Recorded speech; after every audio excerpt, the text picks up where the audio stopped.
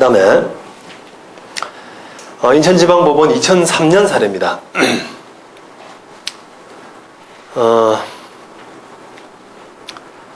빌라 소유자 을에 쳐면서 대리권이 있다라고 하는 이 병하고 임대차 계약이 체결됐는데, 이 처병은 계약 당시에 을의 주민등록증하고 도장을 가지고 나왔어요. 도장을. 그래서 보증금으로 이제 이렇게 해서 계약이 체결됐는데, 결국은 이제 사고가 난 거죠. 굉장히 어리숙하죠. 어리숙합니다.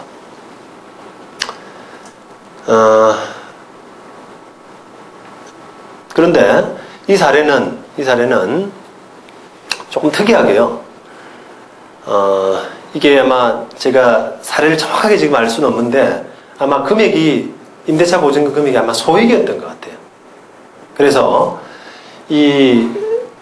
소유자, 빌라 소유자인 을이 자기 병이 체결한 그 임대차 계약의 효력을 이제 부인해버리니까 결국 사고가 나가지고 중개업자에 대한 어떤 배상 책임 문제까지 지금 왔는데, 법원이 심리해 본 결과, 그 밑에 부분입니다. 그 임대차 계약이 거주용 가옥에 대한 임대차로서 일상가사의 범위에 포함된다. 그러니까, 이 부분은 사실은 조금 논란이 있어요.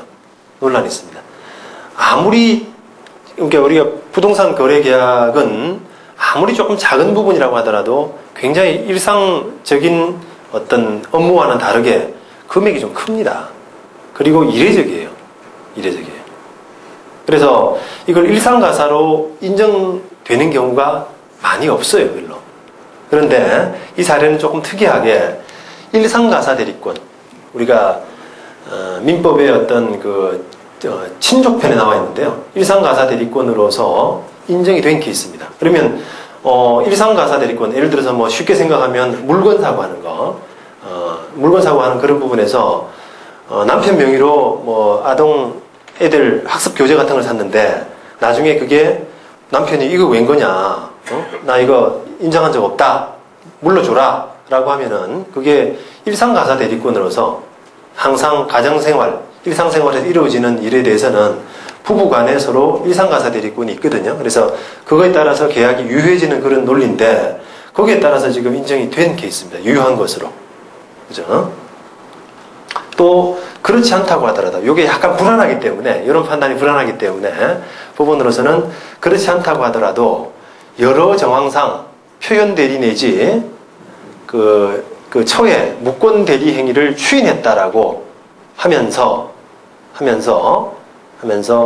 그 남편이 책임을 져야 된다라는 그런 판단을 했습니다. 그런데 조금 이제 중개업자에 대한 판단은 약간은 제가 좀 의문이에요. 윗부분이 지금 중개업자로서도 이렇게 여러 가지를 확인해야 되는데, 인감증명서를 제출받는 등 병의 대리권 전부를 확인해야 되는데도 불구하고 그런 과실이 있다, 그래서 책임져라, 이렇게 했는데, 사실은 이제 저 사례를 제가 보고 나오면서 좀 이상한 생각이 들어서 우리 이제 주변의 판사들하고 좀 의논을 했더니 논리가 조금 이상하다. 왜냐? 이게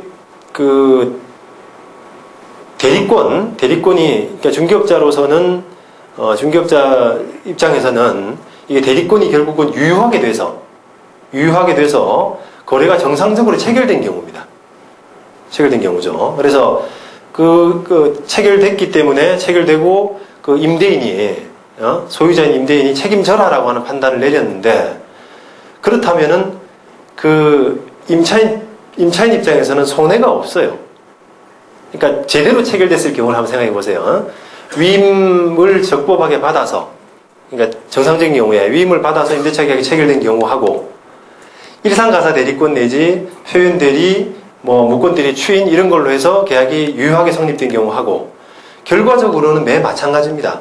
계약이 유효하고 임대인이 책임져야 된다는 면에서는 동일하게 돼요. 그러니까 결국은 임차인에게 손해가 없습니다. 그죠? 그런데 이 판결은 중개업자에게 배상 책임을 인정을 했어요. 연대해서 절하라고. 그 임대인과 그러니까 건물주와 중개업자가 연대해서 져라. 물론 뭐 중개업자는 과실상계가 되죠. 그래서 일정 부분만 그 중개업자는 책임져라라고 했는데 중개업자가 책임져야 될 만한 임차인의 손해라는 것이 없습니다. 이 사건은. 그래서 조금 그런 부분에 대해서는 이상한 판례라고 생각을 합니다.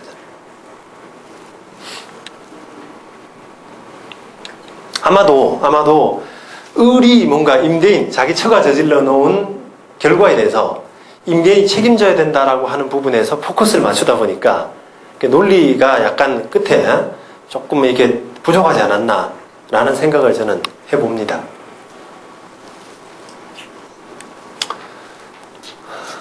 그 다음, 대구지방법원. 요거는 조금 생략을 하셔도 될 것 같아요. 요거는 좀 명의 빌려주고 하는 그런 케이스이기 때문에 넘어가겠습니다. 그 다음에 8번. 인천지방법원 2003년 판례입니다.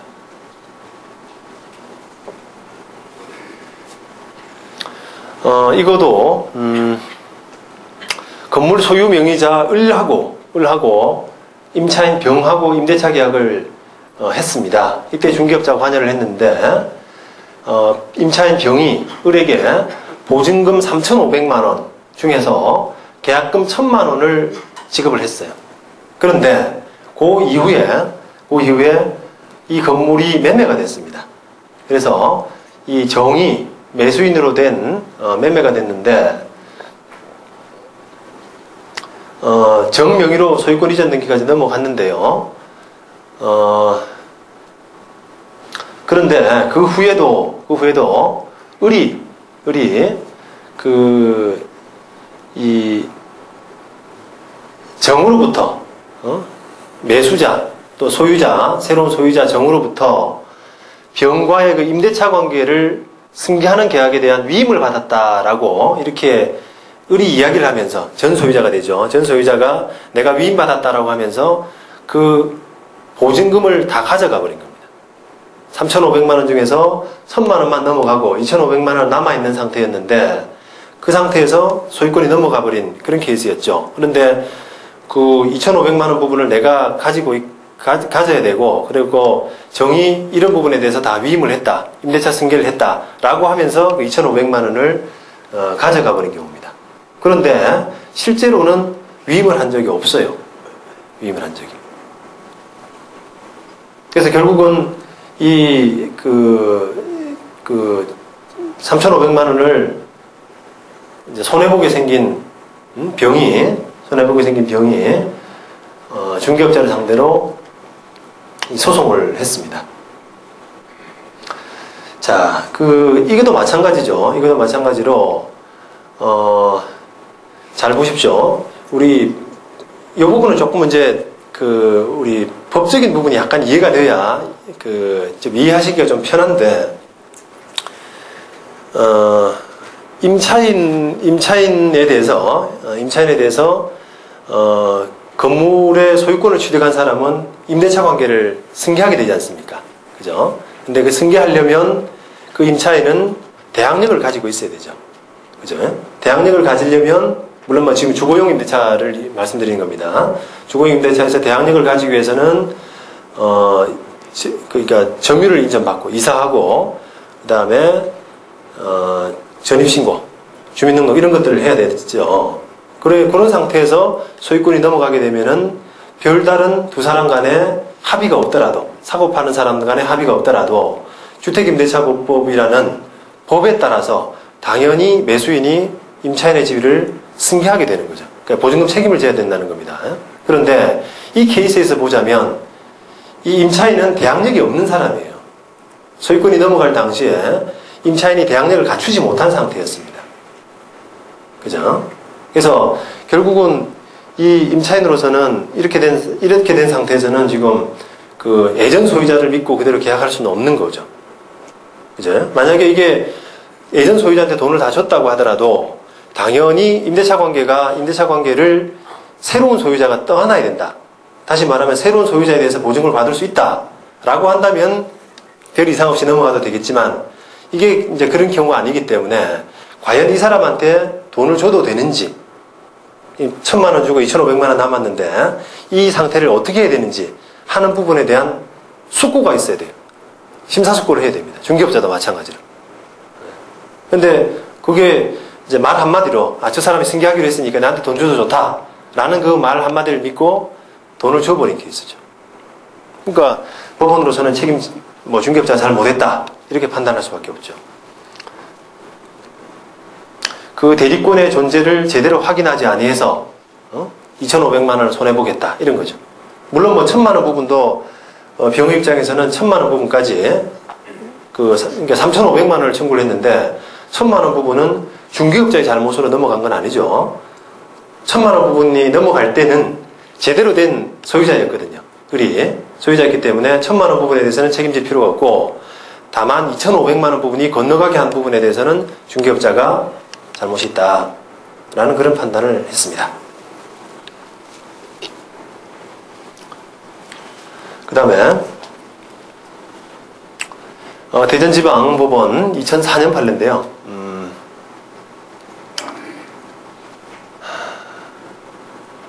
이 주택 소유자 아들이 나와서 임대차를 했는데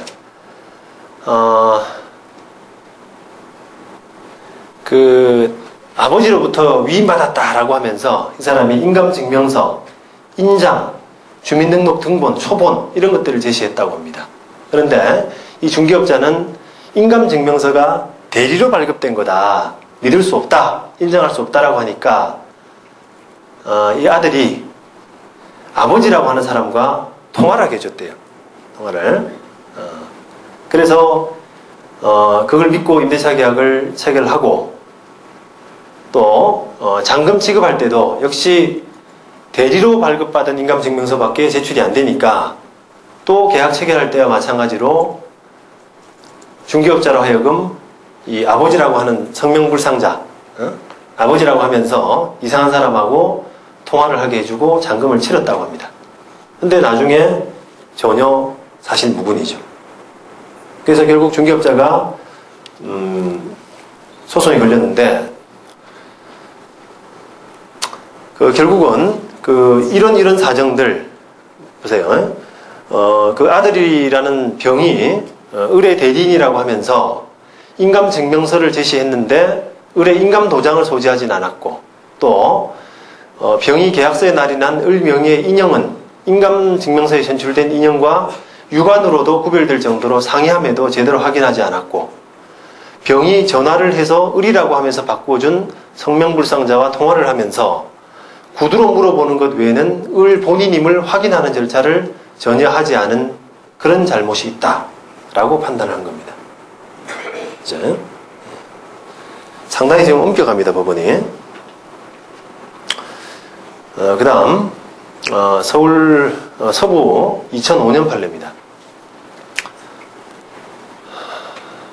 자, 이것도 참 재밌는 케이스인데요.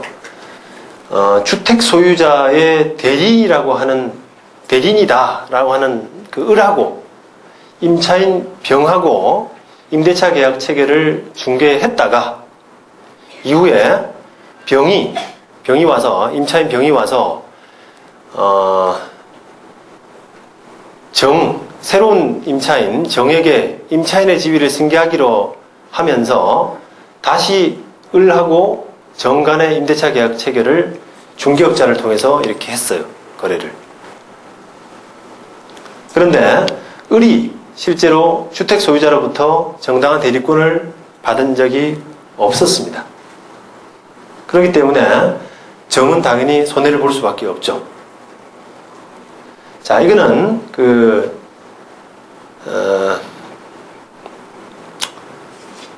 지금 기본적으로는 지금 을이 주택 소유자의 대리인이라고 하면서 나선 을이 지금 대리권이 없기 때문에 지금 아무것도 지금 안 된 케이스죠. 을하고 병하고 체결됐다가 병이 빠지면서 다시 정이 들어온 케이스인데 을에 대해서 대리권이 있는지를 제대로 확인하지 못했기 때문에 이런 손해가 지금 발생을 했습니다. 그래서 이런 결과에 대해서 중개업자로서는 책임을 져야 된다라고 하는 케이스입니다. 그 다음에 중앙지법 2005년 사례입니다.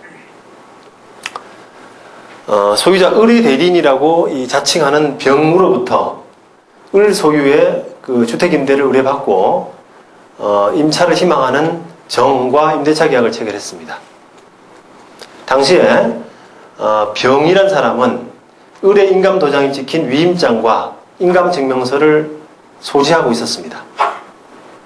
그래서 뭐 계약이 체결됐는데 나중에 돈 건너가고 나서 확인된 결과에 따르면 이 정이란 사람은 사기꾼인데 을로부터 임대를 의뢰받은 적이 전혀 없고 단지 을로부터 주택을 임차한 것을 기화로 알게 된 소유자의 인적사항을 이용해서 을의 대리인이라고 사칭하는 이런 사기 행각을 벌인 겁니다. 이런 사례는 많이 지금 보도가 됐죠, 그죠?